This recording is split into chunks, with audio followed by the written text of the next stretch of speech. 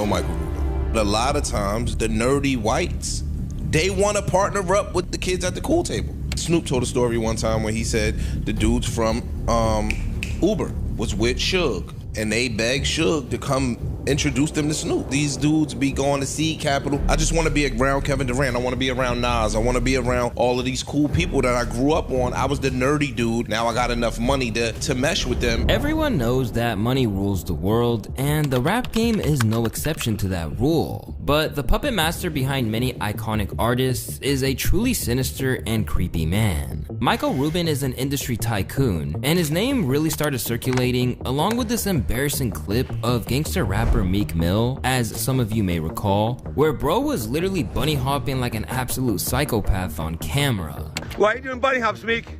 Because you got your ass beat in tennis. You got your ass beat. Keep going. Count out loud.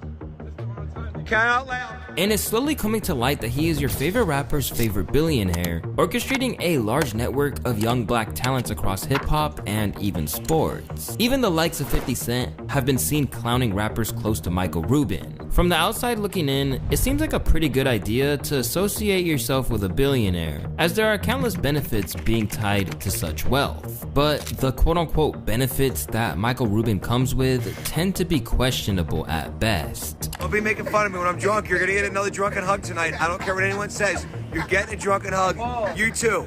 You too. Drunken hugs are coming tonight. And today we're gonna unpack the unsettling hold that Michael Rubin has on hip-hop culture. But before we get ahead of ourselves, we gotta understand his origins in the world of hip-hop and the power that he holds outside of the game that you'll see extends farther than anyone really knows. With 11 big B's to his name, it's hard to imagine Michael Rubin ever starting off with humble beginnings, but that's exactly how the story goes. Like many kids, he started shoveling snow when he was only 8 years old, and by the time he was 12, he had a ski repair shop that eventually raked in $125K a year. His keen eye for business carried into adulthood, and perhaps his most important money move came in an early investment with Fanatics, the top sports merchandise company in the entire world. This wasn't a one-off expense though. Rubin loved sports, and he eventually was inspired to purchase the Philadelphia 76ers and became its most popular owner, despite sharing the team with several others. And it was courtside at a Philly game where he met the gangster rapper Meek Mill, fresh off the scene after coming up with moving and raw bars like these. Some summer nights can even turn cold.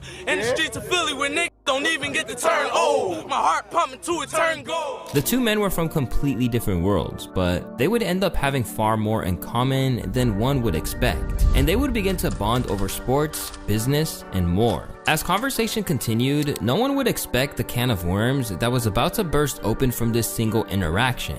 And it would change the course of modern rap entirely. So my daughter was just talking to Nikki, and Meek's like, you know, in his way, he's like, who are you? I'm like, you know, the Sixers guy. No.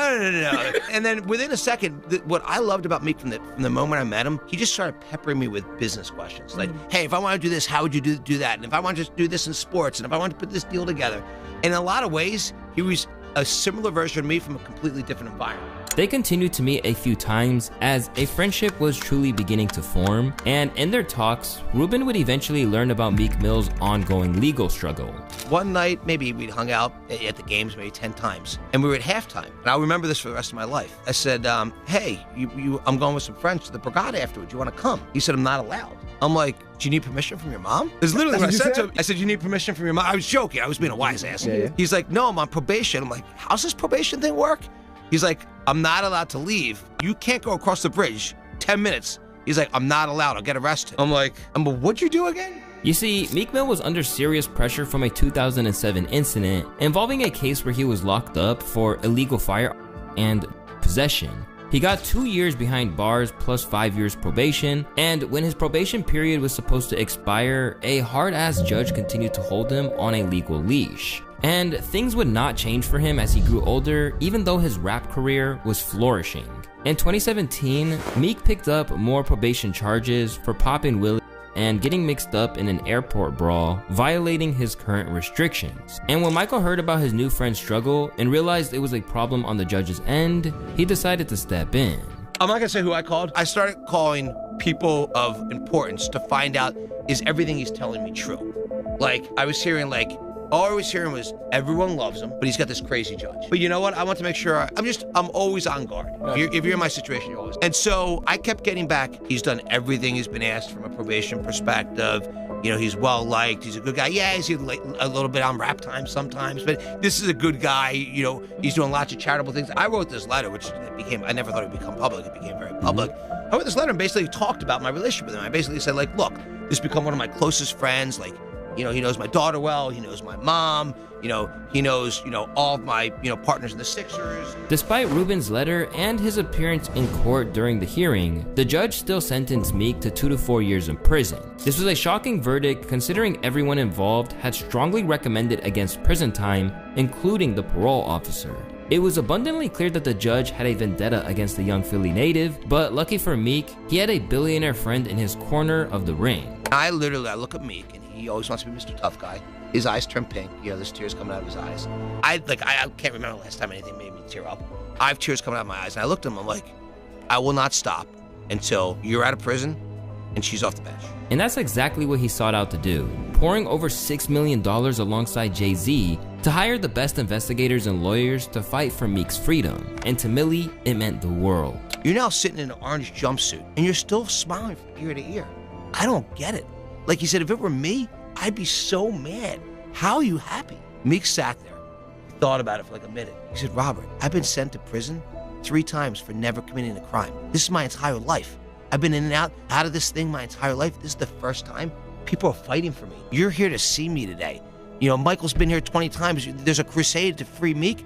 This is the first time that's happened. All that effort was worth it in the end, as the judge would eventually get revealed to be super corrupt, even beyond the courtroom. Aside from multiple weird cases on her end, she was also secretly spying on Meek and even demanded he drop her name in a song. Some pretty strange behavior. But the real win in all this was for Michael Rubin, who was quickly being hailed as a model billionaire and culture icon. He kept riding this wave when he established the Reform Alliance with Jay-Z to combat legal system failures. We said we're gonna get 1 million people that are on probation or parole that shouldn't be out of the system. There was 4.5 million people at the time. This is 3.5 years ago. We've already cleared a pathway for 650,000 people that are on probation or parole to get out earlier from the laws that we've changed. Michael Rubin was officially a hip-hop namesake, and the idea of having a rich white billionaire friend started sounding real good to young up-and-coming artists, especially this genuine, caring dude.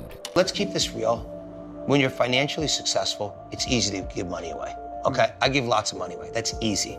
What's hard is to do the work. But it wouldn't take long for the more sinister intentions of the richest man in rap to emerge from the most unseeming shadows. And it was too late for those that flocked to him. The friendship with Lil Baby, what was it about him and your guys' rapport that sort of connected you? He's a great guy. Baby is absolutely one of the best human beings in the planet. There's never been a thing I've asked him to help with, like from a charitable perspective with the Reform Alliance. There's never been anything. He's just such a great human being. I love his work ethic. When you hear his story, and I don't know anything about music, so when I met him the first time with Drake in the Bahamas in 2020, and he's telling me his story about, he was in jail a couple years earlier, he never rapped, and now he's got this great, kind of music career. You just want to root for the guy. Rubin's new influence pulled in big names, Lil Baby, Travis Scott, and Quavo, to name a few. Successful people hang out. It made sense at the time, especially given Michael's recent investment into Meek Mill. But a noticeable pattern began to emerge in these relationships that made people question his intentions. Why are you doing bunny hops, Meek?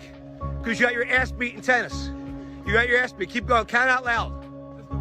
Count out loud. Keep going. Keep going. Don't cheat on your bunny hops. They suck. Your bunny hops suck. You got 250 more to go. Super weird dynamic, and the internet exploded when they saw what was going on. Bro, this is some house slave type shit. I'm gonna hop for you, massa. When he lost, he went straight to hopping too. Man, the rap game is nothing but a modern day plantation.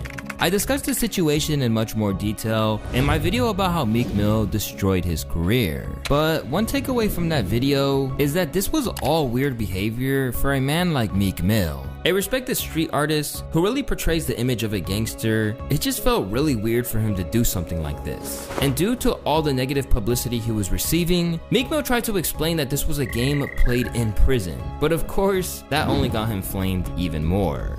Someone tweeted at him, how much did they pay you to do this? This is the first time he's addressed it. Keep in mind, there's all these Diddy rumors about Meek. There's this, what I believe to be a fake audio about Meek and Diddy engaging in some wrestling for the cereal like he used to do with the, like he said he used to. People have this assumption that Meek is doing zestivities with Diddy or potentially gay. I don't believe that. So he says, this is a game I started from prison. We used to make killers do bunny hops when they lost because it was too hostile for money. A YouTube channel, the link. This be us. I'm gonna get Ruben to bunny hop for me, okay? LOL, I'm gonna teach him D-Thang hop. I don't even know what half of this means. The fact that he said we used to do this in prison and we used to make killers do bunny hops. This is one of those things where if Meek was right next to me and showed me the phone, anybody really, I'm looking at him like, dog, that is not what you want to send out. You used to make killers do bunny hops. What? What are you talking about? And then I'm gonna get Ruben to bunny hop. And this is the thing. Him getting Michael Rubin to bunny hop for him has no effect on Michael Rubin. Most people don't even know Michael Rubin is the owner of the company that he owns. The clip of him doing bunny hops got so much attention that it resurfaced amid the Diddy allegations a while back as well. To make matters worse, this wasn't an isolated incident, as Lil Baby was another rapper who was a victim of one of Rubin's house bets that caught people's attention, and not for a good reason. What's the bet? I go to sleep from 5 to 4, you get 6 braids. 6 braids coming off your head. 6 braids off the back of your head if you fall asleep from 5 p.m. until 4 a.m. My entire head. Bet. Bets between friends aren't unheard of, but the eerie part of all of this is that we never even seen Ruben lose. It leads us to ask questions like, is Lil Baby really gonna get into Ruben's bed and shave his hair? And if Meek lost that bet to anyone else, is he really letting his homies post the video online? The answer is obvious, and the truth becomes crystal clear when we see Kanye, one of the most high self-esteemed humans to ever walk Earth at this point, get talked down and demeaned on a post. So this is what really happens with Peter, AV, Kanye. What we do on our way to a Vogue event, ribs and french fries. So what does Ruben have to say about all this? Well, he'll tell you that these are all mutually beneficial relationships, and the business mogul knows he can get to these successful artists for tips and ideas as well. You were asking about Baby before, like, you know, does he come to me for advice?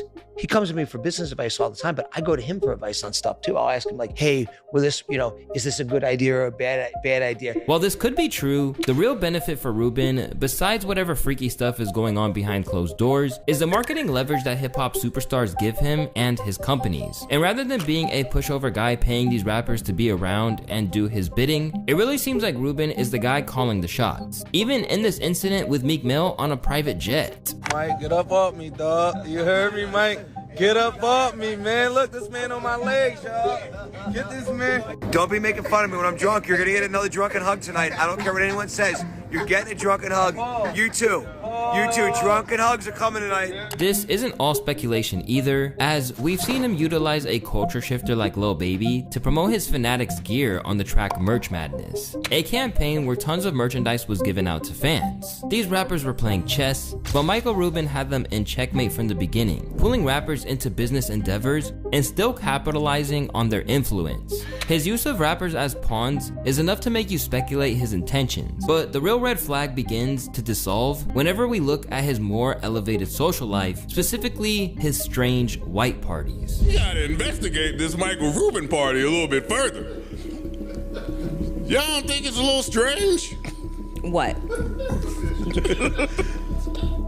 What? Help me out. The consistency of the A-list celebrities that go there. The hugging. What other party in the universe do you see that many of that level A-list people at the same spot at the same time? This annual Michael Rubin white party isn't what it sounds like, but might just be as strange and worth investigating, and most of all, disturbing in its nature. This high-profile gala is littered with every A-list person on the planet. Even people far outside of Rubin's circle will show out for what is possibly the biggest elite social event every single year. We're talking Tom Brady to Jay-Z, Kevin Hart to Kim Kardashian, even Drake was recently seen there, looking like bro was absolutely done with everything happening to him lately. Basically, anyone considered an elite society is invited and most certainly attends these packed parties. Of course, the first assumptions from outsiders were Illuminati comparisons, and some even pointed to Rubin himself as the leader. There's even an eerie resemblance to this crowd and Jared Leto's cult. To even be considered for an invite,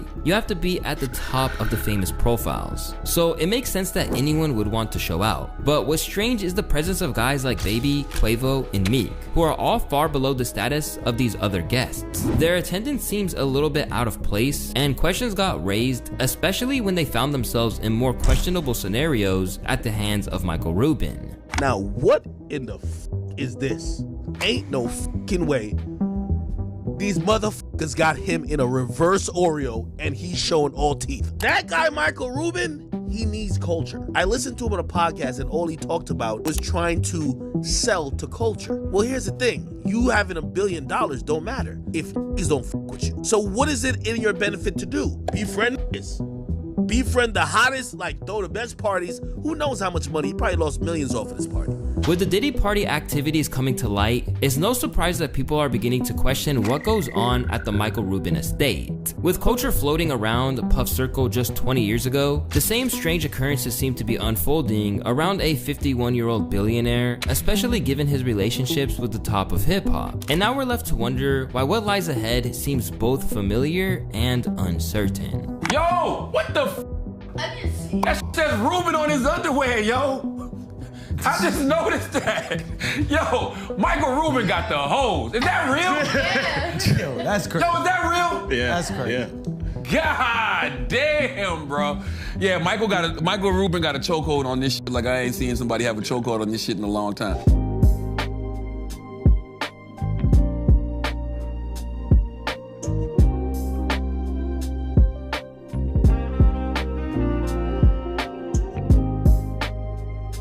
What do you think about memes?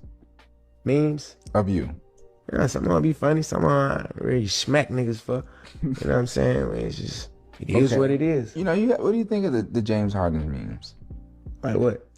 Like I don't play certain type games. Yeah. So even I see certain shit, it's just like, you know what I'm saying? I just say it. See the comedy. Push up on me with it. You know what I'm saying? See how that go. You know what I'm saying? Like I can't really get into it. Like, yeah. What I'm arguing and say, you feel me? Some days I get on my bullshit, I'm like, I'm gonna start commenting on nigga shit. I'm just start going, but I don't really got too much time to put into that. Not you. You know what I'm saying? Like, even the whole Mike Rubin thing. I was just gonna say. Like, I was just about to say. Bruh, I don't play with niggas, period. Right. You know what I'm saying? Like, on no funny, weird shit. You feel me? I'm dapping Kuzman up. And Mike happy to see me. He run up on me. Right. I got 10 other pictures. We down there. We start down there. Bam, I'm telling his ass, Mike, I'll slam your ass on your neck. I'll break your neck in this. But we play like that. They white, so they don't really understand how I understand. Like, even when the picture came out before it went viral, I told them, like, Mike, I can't have pictures like that. Right. Even though me and you playing, bro, it's 100 people at the party. We in the middle of 100 people. There's nothing weird we could be doing in the party. Right. With all these people watching us. Right. But I know how small people's brains is, and then I already be knowing how much of people want to say something bad to me. Bro, I literally, when that picture came out, I literally made Mike Rubin go to his security camera in his house, go to the footage and get the whole time. But I just never, like, I ain't even gonna post that shit on the internet. Right. I'm just like, that shit. Right. You feel me? Like, yeah, I ain't even trying to make it into this and make it into that. Like, man, just keep on going, because that's kind of like how I be doing with shit. But some shit, like all that type shit, like, that really bothered me. Right. You know what I'm saying? Because, like how you saying, like, how I grew up, like, right. Some shit just can't be on your name, you know what I'm saying? But it's like, some shit is so dumb, it's like I won't even get into, I can't even stoop that level. Right. To be on I mean, also, I think a lot of people don't know you and Michael Rubin's relationship. Like, people know y'all have a relationship. Yeah, they won't never know that. You know what I'm saying? Like, people would think, like, I mean, you care to talk about it for a second. Like y'all are baby, very close. Like, baby, you run with Mike, because whether they'll think like, oh, baby, Mike Rubin a billionaire, and like, babe, I don't give a what nobody got. You know what I'm saying? Whether he had a billionaire, whether he was a millionaire, whether I had more than him. But he has been a great influence. A super great influence, and that's the part that people wouldn't see, and that's the part, like, that's the part people want to see, and that's the part, like, I probably wouldn't even be able to bring people up on that speed. And what I mean by that is, like, just like you, for instance, like, man, we got a great relationship.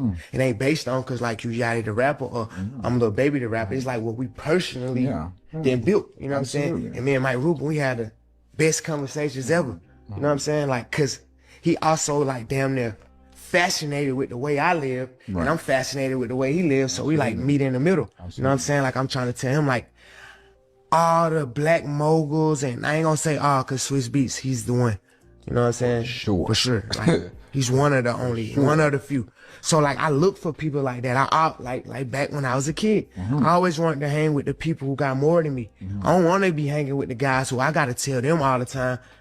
That's already my role. So for order me to stay sharp, I gotta deal with other people who got more than me, who already done did shit, who already done been through stuff.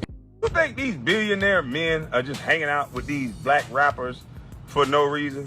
No. It's for those photo ops. That picture went viral. But don't let them make you disrespect yourself and do all that. No.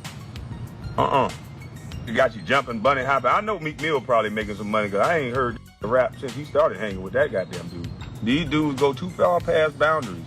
Either they want to kiss up and hug up on your girl or they want to kiss up and hug up on you. Either way it goes, it's a violation.